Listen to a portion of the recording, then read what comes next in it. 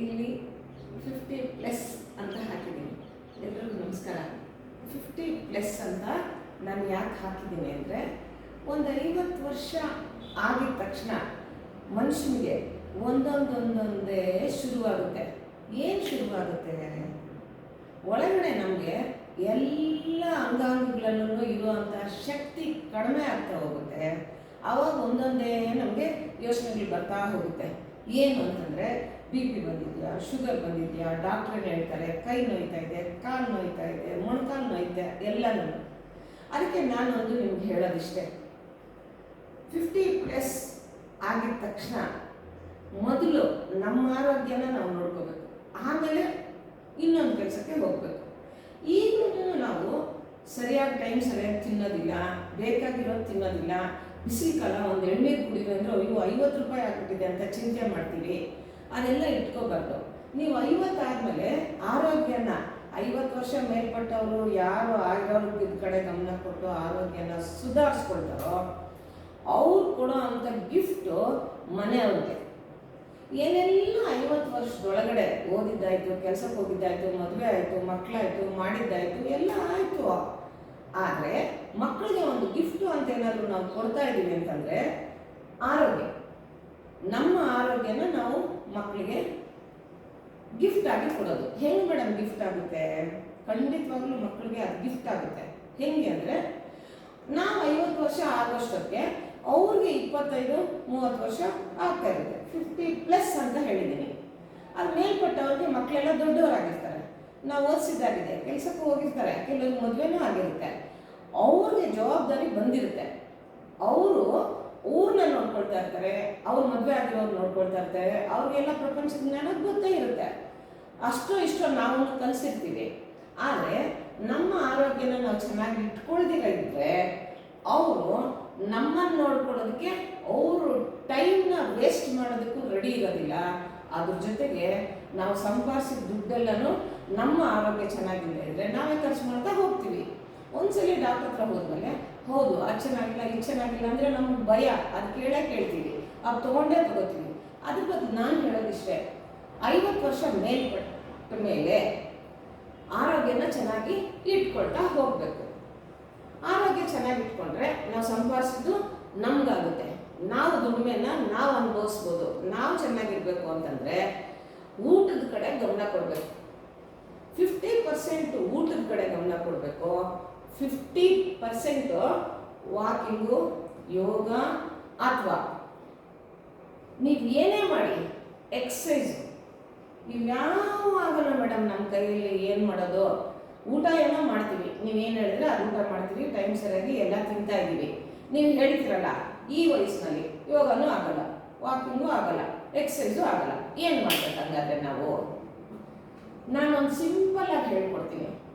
ಮನಸ್ಸು ಸಮಾಧಾನವಾಗಿ ಇರಬೇಕಾದ್ರೆ, ಮನಸ್ಸಿಗೆ ನೆಮ್ಮದಿಯಾಗಿರ್ಬೇಕಾದ್ರೆ ಒಂದು 5 ನಿಮಿಷ 10 ನಿಮಿಷ ಒಂದು 10 ಜನ ಇರೋ ಕಡೆ ಹೋಗಿ ಕೂತ್ಕೊಂಡಿದ್ದು ಬನ್ನಿರಿ. ಮೇಡಮ್ ಎಂಥದ್ದು ಮೇಡಮ್ ಪ್ಲೇಸ್ ಅದು? ಬಸ್ ಸ್ಟ್ಯಾಂಡಲ್ಲಿ ಹೋಗ್ಬಿಟ್ಟು ಕೂತ್ಕೊಂಡು ನೋಡಿ, ಸುಮ್ಮನೆ ನೋಡ್ತಾ ಇರಿ. ಏನೋ ಅರ್ಜೆಂಟು, ಏನೋ ಹೋಗಬೇಕು, ಒಬ್ಬನ ಬೀಳ್ತಾನೆ, ಒಬ್ಬನ ಹೇಳ್ತಾನೆ, ಒಬ್ಬನ ನುಗ್ತಾನೆ, ಇವೆಲ್ಲ ಸುಮ್ಮನೆ ನೋಡ್ತಾ ಇರಿ. ಅಂದರೆ ಜನರು ಯಾವ ರೀತಿ ಬ್ಯುಸಿಯಾಗಿರ್ತಾರೆ ಅಂತ. ಅದು ಟೈಮ್ ಪಾಸ್ ಆಗುತ್ತೆ ಮೇಡಮ್. ಅದು ಬೇಜಾರು ಮೇಡಮ್.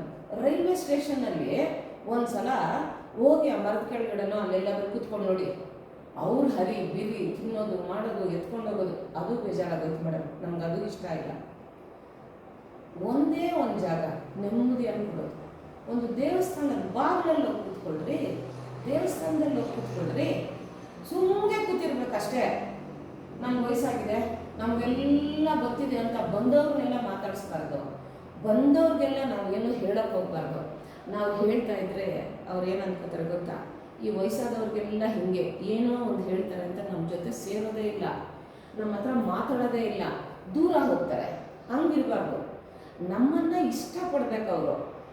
ನೋಡಿ ಅವ್ರು ಸೈಲೆಂಟ್ ಆಗಿದ್ದಾರೆ, ಏನಾದರೂ ಕೇಳಿದ್ರೆ ಹೇಳ್ತಾರೆ ಅಂತ ಅನ್ನಿಸ್ಕೋಬೇಕು ನಾವು. ಎಲ್ಲ ಗೊತ್ತಿರುತ್ತೆ, ಎಲ್ಲ ಕಲ್ತ್ಬಿಟ್ಟಿದ್ದಾರೆ, ಎಲ್ಲ ದೊಡ್ಡವರು ಆಗ್ಬಿಟ್ಟಿದ್ದಾರೆ. ಸಣ್ಣ ಮಕ್ಕಳಲ್ಲಿ ನಾವು ಹೇಳ್ಕೊಟ್ಟಿದ್ದಾಯ್ತು. ಈ ವಯಸ್ಸಲ್ಲಿ ನಾವು ಎಲ್ಲರ ಹತ್ರನೂ ಬೇಜಾರು ಅಂತ ಅನ್ನಿಸ್ಕೋಬಾರ್ದು, ನಾವೇನು ಅನ್ನಿಸ್ಕೋಬಾರ್ದು. ನಮಗೇನಾದರೂ ಗೊತ್ತಿದ್ರೂ ಸುಮ್ಮನೆ ಇರಬೇಕು. ಅವರು ಕೇಳಿದಾಗ ನಾವು ಹೇಳಬೇಕು, ಆವಾಗ ನಮ್ಮ ಮಾತು ಕೇಳ್ತಾರೆ. ಇಲ್ವಾ ಅದು ತಪ್ಪು ಆಗ್ತಾ ಇದೆ ಅಂದರೆ, ನೋಡಪ್ಪ ಇದು ತುಂಬ ತಪ್ಪು, ಇದು ಹೀಗೆ ಮಾಡಬೇಡ, ನೀನು ಹೀಗೆ ಮಾಡು ಅಂತ ನಾವು ಹೇಳಬೇಕು. ಹೇಳಿದ್ರೆ ಕೇಳೋ ಅಂಥವ್ರು ಇರಬೇಕು. ಕೆಲವ್ರು ಏನು ಗೊತ್ತಾ, ನೀವಿಷ್ಟೇ ಓದಿರೋದು, ನಾವು ಇಷ್ಟು ಓದ್ಬಿಟ್ಟಿದ್ದೀವಿ, ನಮಗೆಲ್ಲ ಗೊತ್ತು ಅಂತಾರೆ. ಅಂಥವ್ರಿಗೊಂದ್ಸಲಿ ಹೇಳ್ಬಿಟ್ಟು ಸುಮ್ಮನೆ ಆಗ್ಬಿಡಿ, ಅವರೇ ಅನುಭವಿಸ್ತಾರೆ. ಆವಾಗ ಗೊತ್ತಾಗುತ್ತೆ ನಾವು ಹೇಳಿದ ಮಾತು ಎಷ್ಟು ಮಾತ್ರ ನಮ್ಮ ಅನುಭವದ ಮೇಲೆ ಅವ್ರು ಹೇಳ್ತಾ ಇದ್ವಿ, ಎಲ್ಲಿ ಎಡುವುದ್ರು, ಎಲ್ಲಿ ತಪ್ಪಾಯಿತು ಅನ್ನೋದು ಗೊತ್ತಾಗುತ್ತೆ. ಒಂದು. ಎರಡನೇದು, ಈ ಏಜಲ್ಲಿ ಆಹಾರದ ಬಗ್ಗೆ ಗಮನ ಇಟ್ಟಿರಬೇಕು. ಸಿಕ್ಕಿದ್ದೆಲ್ಲ ತಿನ್ನಬಾರ್ದು. ಮೊದಲು 20 ವರ್ಷದಲ್ಲಿ ತಿಂತಾ ಇದ್ದಂಗೆ 70 ವರ್ಷದೊಳಗಡೆ ತಿನ್ನಲೇಬಾರ್ದು. ಎಷ್ಟು ಬೇಕೋ ಅಷ್ಟು ಲಿಮಿಟಾಗಿ ಹಶ್ವಾಗೋವರೆಗೂ ಇರಬೇಕು. ಹಶ್ವಾದಾಗ ಊಟ ಮಾಡಬೇಕು. ಗಂಟೆಗೆ ಒಂದ್ಸತಿ 1 ಲೋಟ ನೀರು ಕುಡಿಲೇಬೇಕು. ಆ ಗಂಟೆಗೆ ಒಂದ್ಸತಿ ನೀರು ಕುಡಿಯೋದ್ರಿಂದ 1 ಲೋಟ ಆರೋಗ್ಯ ಅರ್ಧ ಸುಧಾರಿಸುತ್ತೆ. 50+ ಅವ್ರಿಗೆ ನೀರೇ ಕುಡಿಯೋದಿಲ್ಲ. ತುಂಬ ಜನ ತಪ್ಪು ಮಾಡ್ತಾರೆ. ಊಟ ಮಾಡುವಾಗ ಮಧ್ಯ ನೀರು ಕುಡಿತಾರೆ. ಅದಾಗಬಾರ್ದು.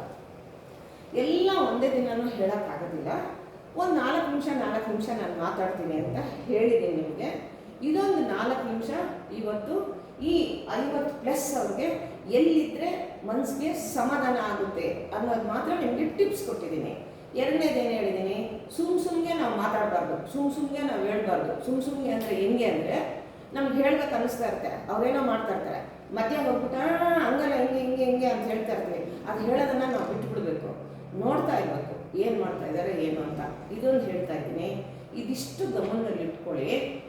ನೀವು 50 ವರ್ಷ ಮೇಲ್ಪಟ್ಟವರು ಇದನ್ನೇನಾದರೂ ನೀವು ಅಳವಡಿಸ್ಕೊಂಡ್ರೆ, ನನ್ನ ಹಾಗೆ 70 ವರ್ಷ ನನ್ನ ವಯಸ್ಸು.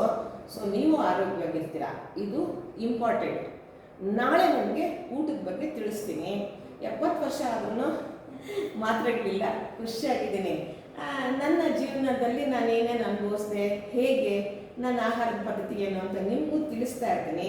ನೀವು ನೋಡ್ತಾ ಇದ್ದರೆ ನಾನು ದಿನಕ್ಕೆ ಒಂದೊಂದನ್ನು ಹೇಳ್ತಾ ಇರ್ತೀನಿ. ಜಾಸ್ತಿ ಹೊತ್ತು ಹೇಳೋದಿಲ್ಲ, 5 ನಿಮಿಷದೊಳಗಡೆ ಮುಗಿಸ್ತೀನಿ. ಈ ಯೂಟ್ಯೂಬ್ ಚಾನಲ್ ಓಪನ್ ಮಾಡಿ ಇವತ್ತಿಗೆ 3 ದಿವಸ ಆಯಿತು. ಎಲ್ಲ ಹೆಲ್ತ್ ಬಗ್ಗೆ, ನನ್ನ ಅನುಭವನ ನಿಮ್ಗೆ ತಿಳಿಸ್ತಾ ಇರ್ತೇನೆ. ಏನಕ್ಕೆ ನನ್ನ ಬಗ್ಗೆ ನಾನು ಹೇಳೋದು ಅಂದರೆ, ನಾನು ಆರೋಗ್ಯವಾಗಿರೋದಕ್ಕೇ ನೀವೆಲ್ಲ ನನ್ನನ್ನು ನೋಡಿ ಗಮನಿಸಿ ನಾವು ಆರೋಗ್ಯವಾಗಿರಬೇಕು ಅಂತ ಅಂದ್ಕೊಳ್ಳೋದು. ಸೊ ಹಾಗಾಗಿ ನಾನು ಇವತ್ತು 3ನೇ ದಿವಸದ ವಿಷಯನ ಹೇಳಿ ಮುಗಿಸ್ತೀನಿ. 50 ವರ್ಷ ಮೇಲ್ಪಟ್ಟು